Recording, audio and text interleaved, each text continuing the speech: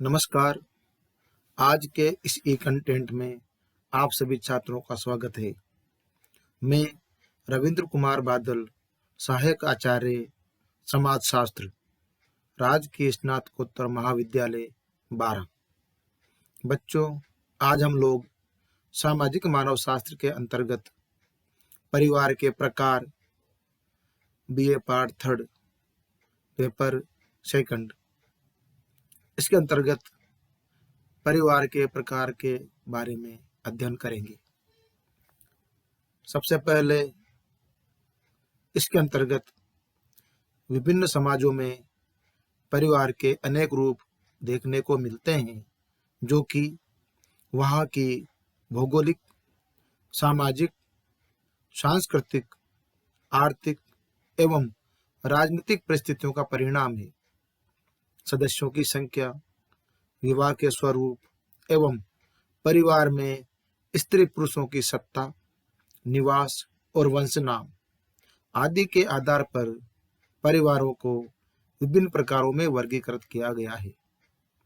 बच्चों, विभिन्न कसौटियों के आधार पर हम परिवार को निम्न प्रकार से वर्गीकृत कर सकते हैं।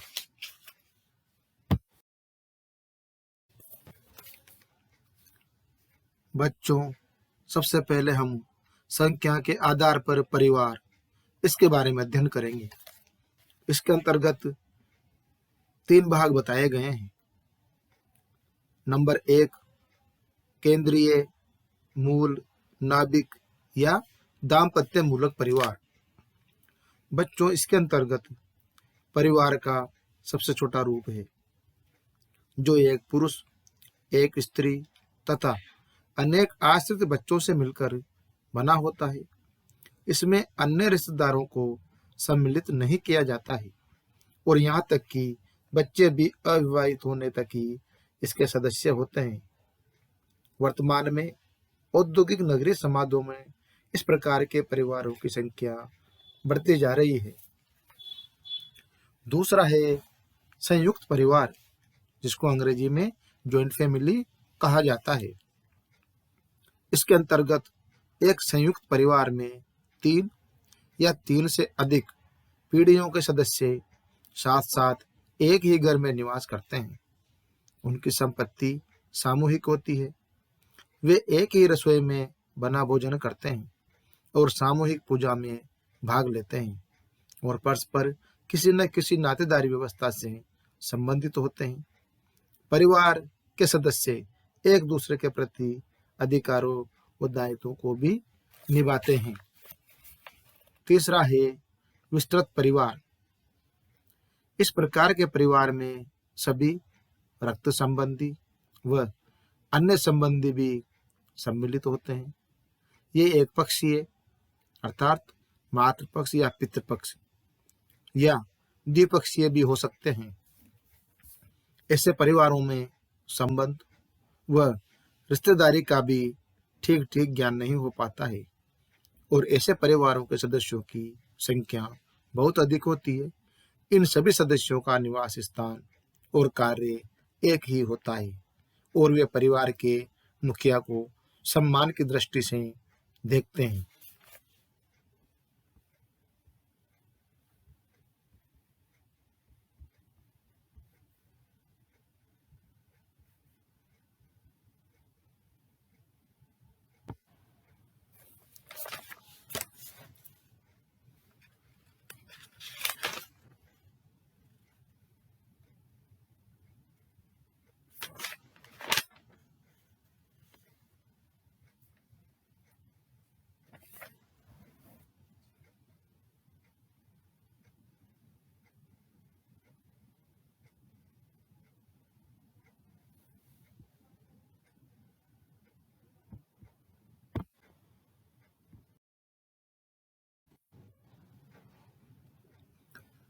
इसके बाद अब हम निवास के आधार पर परिवार के प्रकारों का अध्ययन करेंगे। विवाह के बाद दंपति का निवास स्थान कहाँ हो, इस आधार पर भी परिवारों का वर्गीकरण किया गया है, जो कि इस प्रकार है। नंबर 1, पितृस्थानीय परिवार। बच्चों, इसके अंतर्गत यदि विवाह के बाद पत्नी अपने पति व उसके माता पिता के साथ रहने लगती हो तो उसे हम पितृस्थानीय परिवार कहते हैं। हिंदुओं, मुसलमानों एवं भील, खड़िया तथा कई पितृवंशीय परिवारों में ये प्रथा पाई जाती है। दूसरा है मातृस्थानीय परिवार। इसके अंतर्गत जब विवाह के बाद पति पत्नी के साथ उसके माता पिता के निवास स्थान पर रहने लगता है तो उसे मातृस्थानीय परिवार कहते हैं। इस प्रकार के परिवार भारत में मालाबार के नायरों, खासी व गारो जनजातियों में देखने को मिलते हैं। तीसरा है नवस्थानीय परिवार। जब पति पत्नी विवाह के बाद न तो पति पक्ष के लोगों के साथ और न पत्नी पक्ष के लोगों के साथ ही रहते हैं, वरन अपना अलग नया घर बनाकर रहते हैं, इसे नवस्थानीय परिवार कहते हैं। चौथा है मातृ पितृ स्थानीय परिवार। इसके अंतर्गत कई समाजों में नवविवाहित दंपति पति या पत्नी में से किसी एक के भी साथ रहने को बाध्य नहीं होते, वरन दोनों में से किसी के भी साथ रह सकते हैं। ऐसे परिवारों को मातृ पितृ स्थानीय परिवार कहते हैं। और पांचवा है मामा स्थानीय परिवार। ऐसे परिवार नवविवाहित दंपति पति के माँ के भाई अर्थात माता के परिवार में जाकर रहने लगते हैं। जैसे प्रोबियांडा द्वीपवासियों में यह प्रथा प्रचलित है कि विवाह के बाद भांजा अपनी पत्नी सहित माता के यहाँ रहने को चला जाता है। और इसके बाद है द्विस्थानीय परिवार। इसके अंतर्गत कुछ स्थानों पर ऐसे परिवार हैं जहाँ विवाह के बाद पति पत्नी अपने अपने जन्म के परिवारों में ही रहते हैं। जैसे लक्षद्वीप, केरल और असांटी जनजाति में इस प्रकार के परिवार पाए जाते हैं। पति रात्रि को अपने पत्नी के घर जाता है, परंतु दिन में वह अपने जन्म के परिवार में ही रहता है। कुछ मानव शास्त्री इसे नोटोलोकल परिवार भी कहते हैं।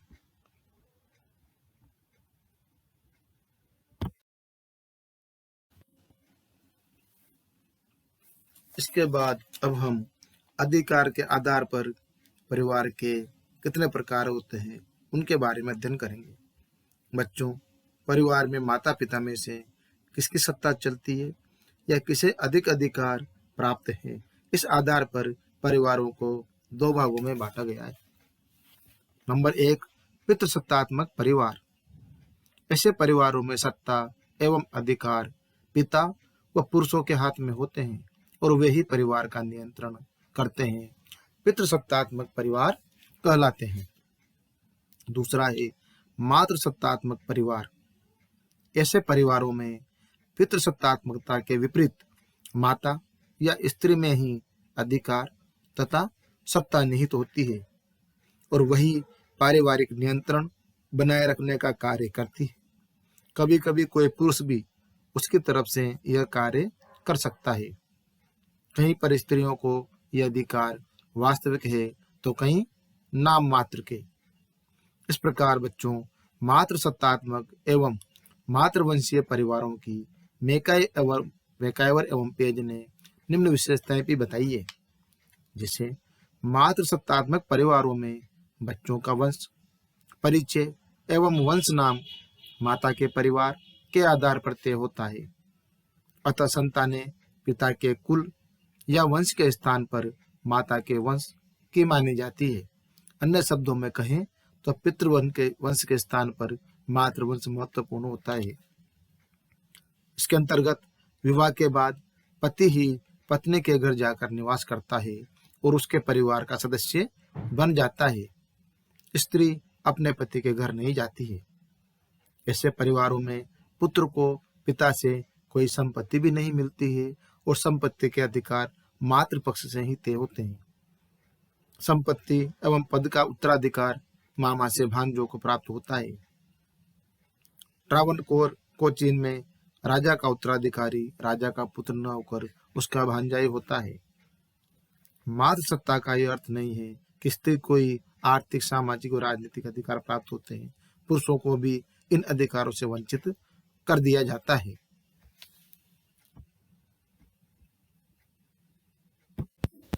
बच्चों, इसके अंतर्गत कुछ उदाहरण द्वारा मैं आपको समझाऊंगा। जैसे गारो परिवार। गारो जनजाति असम में निवास करती है। गारो लोग मातृसत्तात्मक है और ये अपनी उत्पत्ति किसी स्त्री पूर्वज से मानते हैं। वंशक्रम मातृ पक्ष से ही निर्धारित होता है और विवाह के बाद पति पत्नी के घर जाकर निवास करता है। उत्तराधिकार पुत्रों को नहीं वरन पुत्रियों को ही मिलता है। पिता किसी भी कन्या को उत्तराधिकारी बना सकता है, परंतु अधिकांशतः सबसे छोटी पुत्री को ही उत्तराधिकारी चुना जाता है। यदि किसी के कन्या न हो तो वह अपनी बहन की पुत्री गोद ले सकता है, जिसे उत्तराधिकारी चुना जाता है और उस कन्या का विवाह पिता की बहन के लड़के से होता है। उसके अभाव में पिता के ही मातृ कुल के किसी अन्य व्यक्ति से विवाह किया जा सकता है। उत्तराधिकारी को नाकूना एवं उसके पति को नोक्रोम कहा जाता है और अन्य पुत्रियों के पति को चौवारी कहा जाता है। उसी प्रकार से बच्चों, एक जाति होती है काशी जनजाति। काशी जनजाति आसाम में निवास करती है और ये मातृस्थानिक और मातृवंशीय है। पारिवारिक धर्म सामान्य समाधि, जहाँ परिवार के सदस्यों की अस्थियां मृत्यु के बाद रखी जाती है, में भाग लेना ऐसे कार्यों को सदस्यों को एक सूत्र में बांधते हैं। अन्य मातृसत्तात्मक परिवारों की तरह स्त्रियों की संतानें ही परिवार के सदस्य भी होती है। इसके बाद उत्तराधिकार के आधार पर परिवार के प्रकार। अधिकार की तरह एक ही परिवार में संतानों को पद आदि दिए जाने का क्रम भी पितृपक्ष के पुत्रों या मातृपक्ष की लड़कियों को दिया जा सकता है। इस आधार पर भी परिवार दो प्रकार के पाए जाते हैं। नंबर 1, पितृमार्गी परिवार। ऐसे परिवार में उत्तराधिकार के नियम पितृपक्ष के आधार पर तय किए जाते हैं। दूसरा है मातृमार्गी परिवार। इसमें उत्तराधिकार के नियम मातृपक्ष के आधार पर तय किए जाते हैं।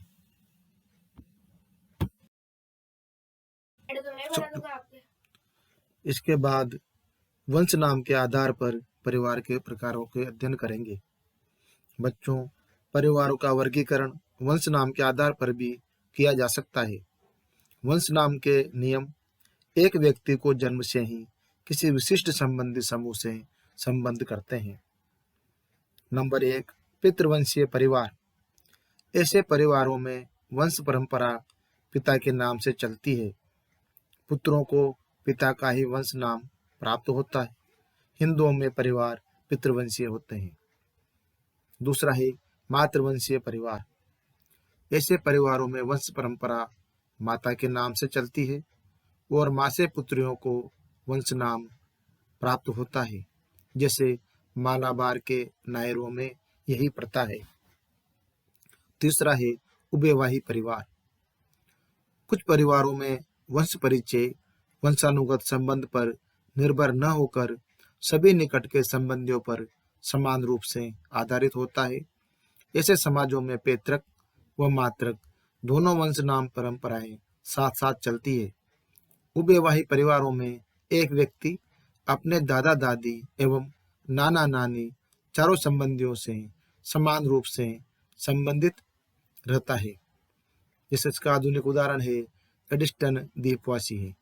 उनमें टाइवेटी नामक समूह पाया जाता है। चौथा है द्विनामी परिवार। ऐसे परिवारों में एक व्यक्ति एक ही समय में अपने दादा और नानी से संबंधित हो रहता है। अन्य दो संबंधी दादी और नाना छोड़ दिए जाते हैं और यह भी उभयवाही वंश का ही एक रूप है।